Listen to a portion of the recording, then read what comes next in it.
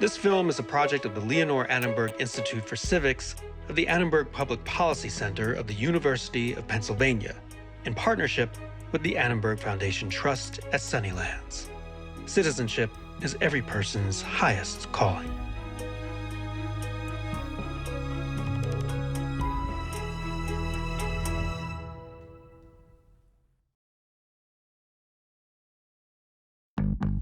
Okay, so when we talk about the First Amendment rights of expression, we all know freedom of speech, freedom of the press, freedom of religion, but one right that doesn't get quite the same amount of attention is also right here: freedom of assembly. Freedom of assembly is protected in the First Amendment, which is part of the Bill of Rights to our Constitution. It's actually the right of the people peaceably to assemble and to petition the government for a redress of grievances. And the right of assembly is an essential component of the ability of individuals to exercise the right of free expression. The First Amendment to the Constitution, we tend to think of it as protecting speakers, but it also in a lot of ways protects listeners. It protects a discourse. Freedom of assembly enables us all to participate. It's not just the television station who gets to express their views. Any of us can go out into the streets and express our views. Gathering lots and lots of people in the same place is a really effective way to communicate a message. That magnifies our voices and makes it more likely that we're going to have an impact. It magnifies the power of expression. And that means sometimes freedom of assembly can magnify the power of our disagreements. Even when the disagreements are so powerful, some people want the government to shut them down. Speech that we think is so hateful and so offensive and so hurtful to us as individuals. We cannot allow that.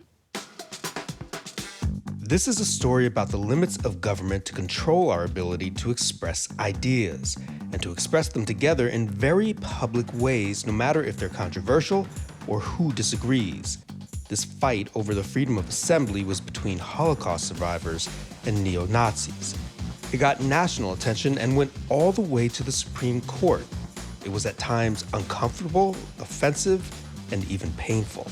And that's exactly why the framers put freedom of assembly in the Constitution.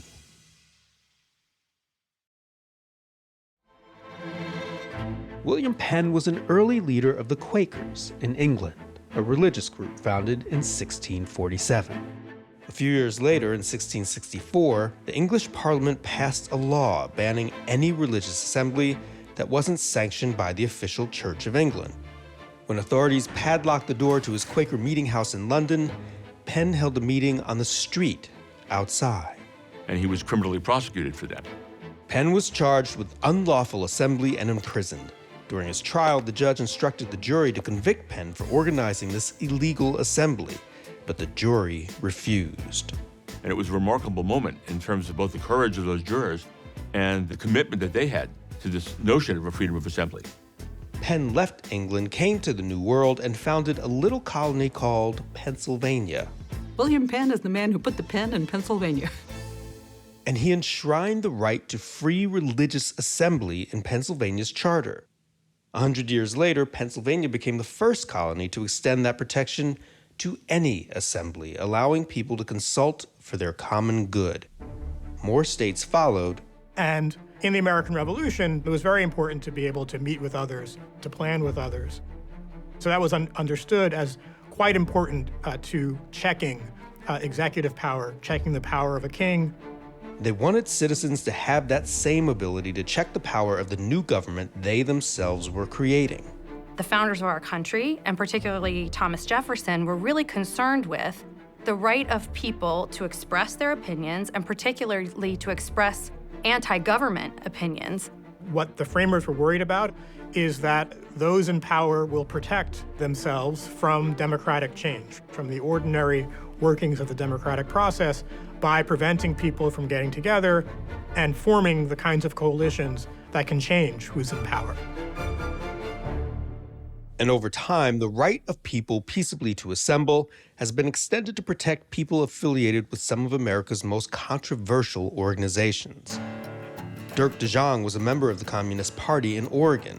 In 1934, he held a meeting to advocate for labor and prison reform in the city of Portland. There was no violence at the demonstration, but police arrested DeJong for inciting violence and sedition anyway. DeJong was a member of the Communist Labor Party, which itself did advocate the use of force or violence to effect political change. Courts in the United States have generally held that there are certain kinds of speech that are basically outside the protection of the First Amendment. So-called fighting words, which are words that are so provocative and so offensive that they will lead to imminent violence. The case of DeJong v. Oregon went to the Supreme Court, where Oregon argued that even though DeJong wasn't calling for a violent revolution at the time, the group he belonged to openly advocated it. But the court ruled that wasn't enough. And what the Supreme Court said was that as long as Dirk DeJong was speaking at a peaceful assembly, he had a right to say whatever he believed and to express that to other people who he was gathered with.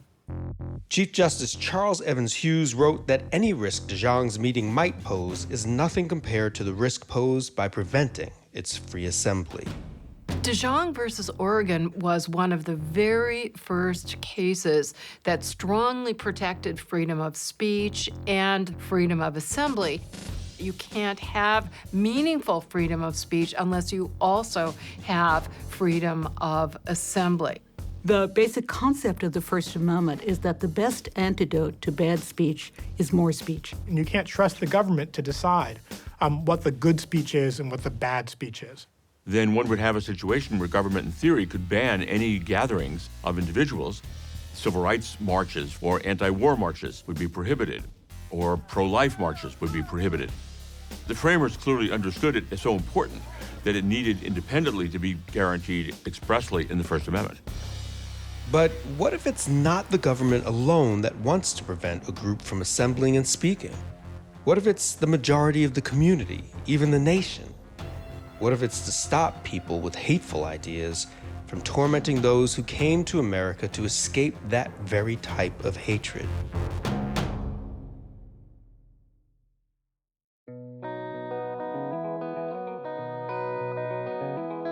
Skokie, Illinois is 16 miles north of Chicago. And like a lot of suburbs, Skokie's population boomed in the middle of the 20th century as more and more Americans fled overcrowded cities for surrounding small towns. To residents of Chicago, Skokie in the 1950s and 60s promised fresh air, clean sidewalks, and a safe community. I will never forget the first time in our big old green two-tone Chrysler driving to Skokie. It's like when you crossed in Skokie, you were like in the Emerald City. Suddenly it was bright, it was sunny, the lawns were impeccable. Skokie was a great place to grow up, ride your bikes in the middle of the street. It was an enjoyable time. Many people moving to Skokie were coming from Jewish neighborhoods in Chicago, including a large number of immigrants from Eastern Europe who had come to the United States at the end of World War II. It became, for whatever reasons, a locus for the Jewish population as Jews moved out of Chicago into the suburbs. Jewish people started arriving, and because they were in numbers, they felt safe there. Safety was not something Jewish residents took lightly. At the time, as many as 1 in 10 of Skokie's residents had survived one of the darkest moments in human history: the Holocaust, the genocide of millions of Jews at the hands of the Nazis. The Nazis who came into power in Germany during the 1930s, headed by Adolf Hitler, advocated what they called the final solution. They murdered 6 million Jews during World War II. You know, Jews being this persecuted minority, there's numbers is all you've got for you. By moving to Skokie, they were in a town where there were Jewish delis all over the place, Hebrew schools, all these Jewish markets, synagogues, temples. This place, it was like a shtetl in America. And at the core of those Jews were the survivors who needed a shtetl in America. My mother was from Dubna, Poland. And somewhere between April of 1942 in October of 1942, my mother must have escaped the ghetto. The reason I know this is the war crimes documents that I found said that by October of 1942, virtually all 12,000 Jews in Dubna had been massacred. It's believed that less than 100 survived. My mom's experience was one of hiding. She eventually hid in a cave for a year and a half with 10 other people. My dad's story was hiding openly as Christians.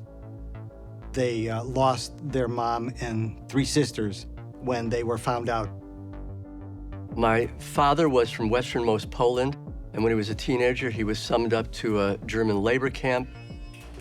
And for a couple of years, he was working very hard labor, holding beams, climbing on roofs, building things. That turned into moving bodies, collecting bodies.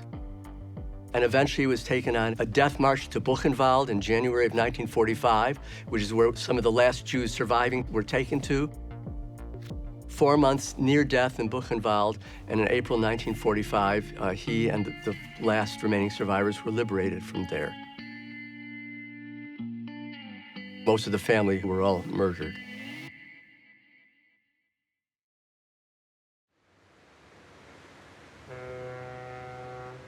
In the years after the war ended, over 80,000 survivors of the Holocaust immigrated to the United States.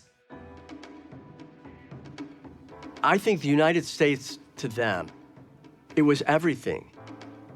And above all, it was getting out of Europe. And if I had to pick one word to describe what they wanted for us, security. Security/safety. They did not want us to have to deal with what happened to them. They wanted a clean slate. Skokie was just, it was a quiet community. But that feeling of quiet and safety was shattered in October of 1976 by Frank Collin, an American neo-Nazi.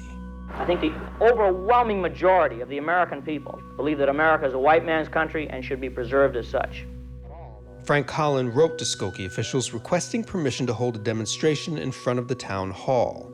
The Nazis were coming to Skokie, and for the survivors of the Holocaust here, this was too much. History was replaying itself for them. They already had lost so much. They'd lost most of their families, they'd lost most of their youth, they'd lost the potential of who they might have become. So take that scenario, that fuse, and bring that one little match, Frank Collin, and you get an explosion. I just see myself as a soldier. That's the way I look at myself. A soldier who is doing his duty to his Führer and his commander. My first impression of Frank Collins was similar to my second, third, fourth, and fifth. He struck me as being a clown in every way. He was wearing a clown's uniform. And I was stunned. I was stunned at the reaction that my father and my mother and the family were having to him. Frank Collin's National Socialist Party of America had only a few dozen members, but to many of Skokie's Holocaust survivors, that didn't matter. It was incredibly painful. Incredibly painful. Even though they knew he was a nothing person. It was just incredibly painful because he was just slapping him in the face with what they experienced. After listening to residents at a town hall describe how Collin's demonstration would affect them, Skokie officials decided to reject Frank Collin's request to demonstrate and went to court to block the neo-Nazis from coming to Skokie. So Collin goes to the American Civil Liberties Union and basically says, I want you to represent me in my First Amendment rights, which are being violated here.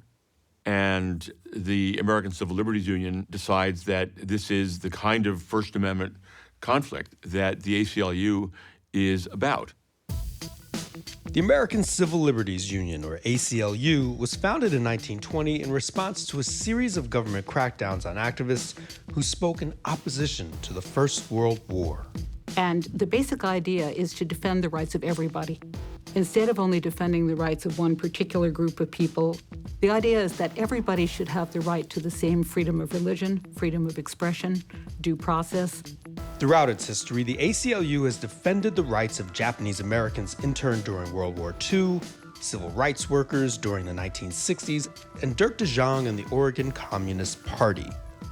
And in the name of civil rights, the ACLU has represented some more controversial groups like the Ku Klux Klan. The ACLU has typically taken the position that freedom of speech and assembly is almost absolute. The government is not allowed to stop you from speaking just because they don't like who you are or what you stand for. The ACLU is ultimately afraid of government getting so much power that it, in effect, stifles democracy. I think that what a lot of people don't get is that the fact that we defend people's right to say what they think does not mean that we agree with them. And even though they didn't agree with or even like the message Frank Collin was trying to promote in Skokie, the ACLU went to court to defend his right to demonstrate. The lawyer is somebody who believes in the integrity of the system and believes that everyone is entitled to the application of the laws. David Goldberger, who was the legal counsel to the ACLU here in Chicago, took the case upon himself. And actually, I think initially thought this would be a pretty easy case. It seemed to me like a slam dunk. I felt that I was representing the First Amendment. I had no pause about representing a Nazi or a Klansman or a communist. If they can't speak, the next thing is I won't be able to speak. In the Illinois courts, the town of Skokie argued that the peaceable assembly in the First Amendment is not what Frank Collin had in mind. Frank Collin chose Skokie in particular to march was because he wanted to inflict severe emotional distress on the disproportionately Jewish community and survivors of the Holocaust. I made an application to use a park in the middle of Skokie, Illinois, which has a 49% Jewish population, knowing all the while that they would scream the loudest. I had calculated that they would be upset. I had calculated on their hystericism. It was dangerous to have the Nazis come to Skokie because the counter-demonstrations were going to be so angry that there was a chance that they would be violent. I wouldn't dare them to come in front of my store. I'm not responsible for myself, and there are thousands like me. The city argued that the Nazis were going there precisely to cause that violence because that would give them so much more visibility and publicity. The ACLU argued that the town of Skokie was violating the First Amendment rights of Frank Collin and the other neo-Nazis by preventing them from speaking based on the content of their message. What the ACLU argued was that the government should not be able to pick and choose what points of view are or are not protected by the First Amendment. If they can take a right away from somebody because he's too extreme, then there's no stopping them. If people could stop you from speaking by telling a court that they are going to do violence to you if you come into their town and speak, then that gives them a veto over what you're going to say. So long as the speaker is not inciting violence, you should be able to speak no matter who you are. In addition to trying to block Collin in court, Skokie passed a series of town ordinances aimed at preventing the neo-Nazis from expressing their message. Even with mounting opposition, Goldberger and the ACLU were confident they would win their case. The ACLU's position in the Skokie case was a slam dunk winner. The principles that we were advocating were enshrined in First Amendment jurisprudence for a long time. I never doubted it for a minute. But to the ACLU's surprise, the Cook County Court sided with the village of Skokie and issued an injunction against the neo-Nazis from demonstrating in the town. The ACLU appealed, and the Illinois Appellate Court also sided with Skokie. At the same time, the ACLU was facing a backlash from its own members over its decision to represent Collin and the neo-Nazis. The ACLU did pay a cost for representing Mr. Collin. About 30,000 members, it was about 15% of our membership, resigned because of their concern. And because the ACLU is a volunteer organization of dues-paying members, losing 15% of their membership meant losing roughly $500,000 a year in dues alone. No question about it. It hit the ACLU financially quite hard. But this didn't compare to the personal cost paid by David Goldberger. David Goldberger was taking an enormous risk in doing this. He undoubtedly knew he would be subjected to harassment and threats He paid a tremendous price because he was just subject to torrents of abuse. He got all sorts of threats. He himself was Jewish. I would like to ask Mr. Goldberger, if you would have been a survivor of Nazi Holocaust, how would you explain to your children, would you ask them to hide in the room when the Nazis walking in the street and close to your home? I mean, where's the logic to you? How about my rights? Survivors were, I think, appalled. To them, it was a betrayal, what David Goldberger did, though he did what he felt in his conscience was right. After a couple of threats, I became worried that someone was going to take a shot at me. I often, throughout this, wondered whether I was doing the right thing in terms of my family and my relatives and people that I loved. And, I lost sleep over it. Sometimes you have to put your own feelings to one side and get the job done. After an appeal to the Illinois Supreme Court to allow the neo-Nazis to demonstrate was also denied, the ACLU had only one option left: the United States Supreme Court. And by this time, the case was becoming national news. For months, American Nazi Party leader Frank Collin has been trying to hold a march through the streets of Skokie, Illinois, a predominantly Jewish suburb of Chicago. It was fascinating to watch the unfolding of this on national TV and how the focus of our small community became national and world news. They got a lot of media attention. White men, white women, a swastika is calling you. It shows up in film, in the Blues Brothers. Illinois Nazis. I hate Illinois Nazis. And I think this really aroused people, in part because the neo-Nazis were being so provocative and open about being provocative.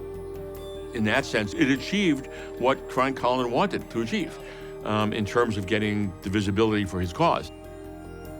On June 14, 1977, the Supreme Court handed down its decision in National Socialist Party v. Skokie, based entirely on the briefs filed by the ACLU and the town of Skokie.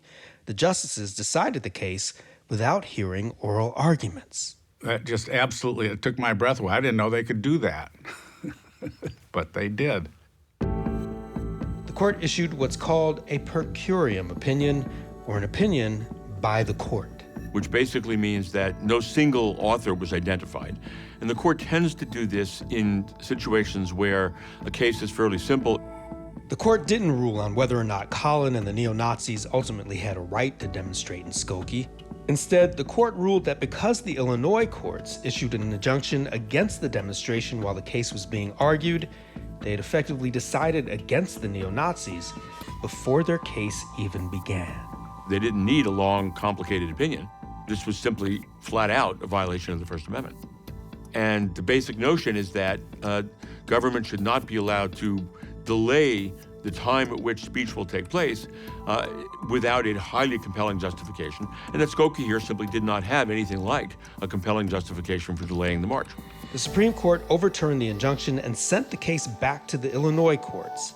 In the meantime, Frank Collin and the neo-Nazis would be allowed to demonstrate.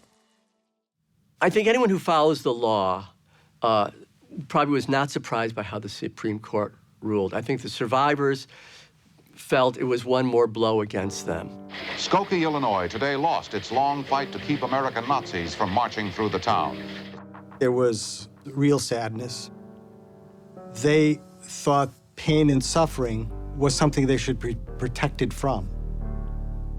And they thought the First Amendment was being used against them. Collin and his neo-Nazis had won the right to demonstrate in Skokie. But after all of that, Collin struck a deal. One of the great ironies here is that once Collin wins the right to march in Skokie, a compromise is reached. And the city of Chicago now offers to allow Collin to come into the city of Chicago and hold the march there. And much to my utter and complete amazement, the demonstration was moved from Skokie to the Federal Plaza across the street from the Federal Building in Chicago. On June 24th, 1978, Frank Collin and just 20 other neo-Nazis held a rally in Federal Plaza in downtown Chicago. But their speeches were drowned out by the voices of over 2,000 counter-demonstrators held back by hundreds of Chicago police officers. One legacy of this whole incident was that the residents of Skokie really had their say. When they started expressing their point of view about why they found the Nazis so offensive, thousands of people from around the country stood up to support them.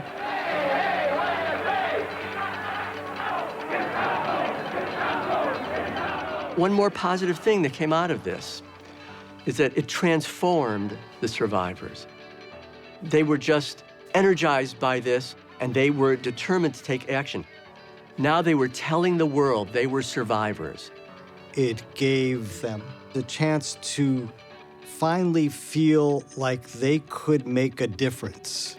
They were so powerful in their organizational activities that they made Illinois in 1990 the first state in the United States to require Holocaust education in elementary and high school.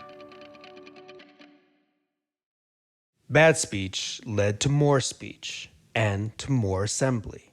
And in the decades since the Skokie decision, courts have again and again upheld the idea that Americans have a right to freedom of assembly, no matter how unpopular the message may be.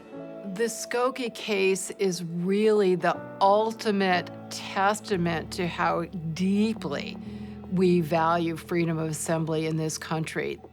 The Skokie case is a real affirmation of a basic fundamental truth of democracy, that it's messy. Freedom carries risks. The framers understood that. Words can harm. The legacy of the Skokie case is the commitment of our nation to the principle of allowing freedom of speech, freedom of assembly, even for views that the vast majority of Americans find detestable. There's always a risk that somebody's going to hear a hateful idea and decide that they agree with it. But the basic idea of democracy is that that's a risk we have to take. If we let the government decide for us what people can say and what they can't say, that is a far greater risk. A democracy depends on the ability of people to be able to express their views and their feelings.